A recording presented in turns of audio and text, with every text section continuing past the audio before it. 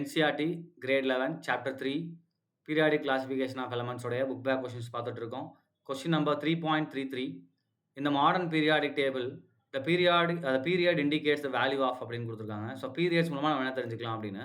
So நம்ம பார்த்தோம்னா ஒவ்வொரு பீரியட்லையும் ஃபஸ்ட்டு பீரியட் எடுத்திங்கன்னா நமக்கு இருக்கும் 1s1 அதாவது ஹைட்ரஜன் இருக்கும், அடுத்து என்ன இருக்கும் ஹீலியம் இருக்கும். So 1s2.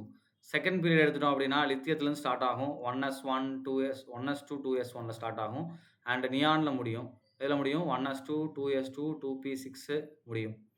ஸோ அடுத்தது 3 ஸ்டார்ட் ஆகும். நல்லா பார்த்துருக்கோம். ஒவ்வொரு பீரியடுக்கும் நமக்கு பிரின்சிபல் குவாண்டம் நம்பர் ஒன்று இன்க்ரீஸ் ஆகிட்டே வரும். இப்போ ஃபஸ்ட்டு பீரியட்னா n=1, செகண்ட் பீரியட்னா n=2, தேர்ட் பீரியட்னா n=3 அண்ட் ஃபோர்த்னா n=4 இந்த மாதிரி நமக்கு மாறிட்டே வரும். அப்போ பீரியட் நமக்கு எதை இண்டிகேட் பண்ணுது அப்படின்னா பிரின்சிபல் குவாண்டம் நம்பரை இண்டிகேட் பண்ணுது.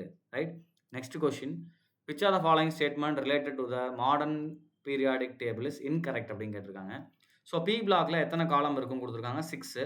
ஸோ பி பிளாக்ல நமக்கு என்ன இருக்கும் 6 காலம்ஸ் இருக்கும். Correct. Because maximum of 6 electrons can occupy p orbital. P சப்ஷெல்ல நம்ம என்ன பண்ண முடியும் 6 எலக்ட்ரான் வைக்க முடியும். அதனால மேக்ஸிமம் ஆஃப் ஆர்பிட்டால் நமக்கு என்ன வருது 6 வருது. அடுத்து பாருங்க, த டி பிளாக் ஹேஸ் 8 காலம்ஸ். தப்பு. ஏன்னா டி பிளாக்ல 10 காலம்ஸ் வரும் அண்ட் டியில் மேக்ஸிமம் எலக்ட்ரான் பார்த்தீங்கன்னா 10 எலக்ட்ரான்ஸ் வைக்க முடியும். இங்கே 8 அப்படின்னு கொடுத்துருக்காங்க. ஸோ இதுவும் தப்பு. அப்போ ராங் ஸ்டேட்மெண்ட் என்னது பி தான். ஸோ அப்போ அது ரைட்டுன்னு டிக் போட்டேன். ஸோ பி தானது கரெக்டான ஆன்சர், ராங் ஸ்டேட்மெண்ட். மற்ற எல்லாமே நமக்கு ஸ்டேட்மெண்ட் எப்படி தான் இருக்குது, ரைட்டாக தான் இருக்குது. சி அண்ட் டி பார்த்துடலாம். சி பாருங்கள், each block contains number of column equal to number of electrons that can occupy that subshell. Correct. உதாரணத்துக்கு எஸ் பிளாக் எடுத்துக்கோங்க. எஸ்ல 2 எலக்ட்ரான் வைக்க முடியும். அப்போ எஸ்ல 2 காலம் தான் இருக்கும். ஒன்று 1sன்னு சொல்லுவோம், இன்னொன்று 2s அப்படின்னு சொல்லுவோம். ரைட்டா. அடுத்து பாருங்க, இந்த block indicates the value of azimuthal quantum number for the last subshell that received electrons in building up the electronic configuration. Correct தான்.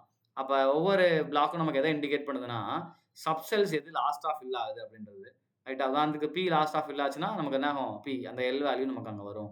ஸோ அப்போ இதில் ராங்கான ஸ்டேட்மெண்ட்டு பி மட்டும்தான். ரைட். தேங்க்யூ.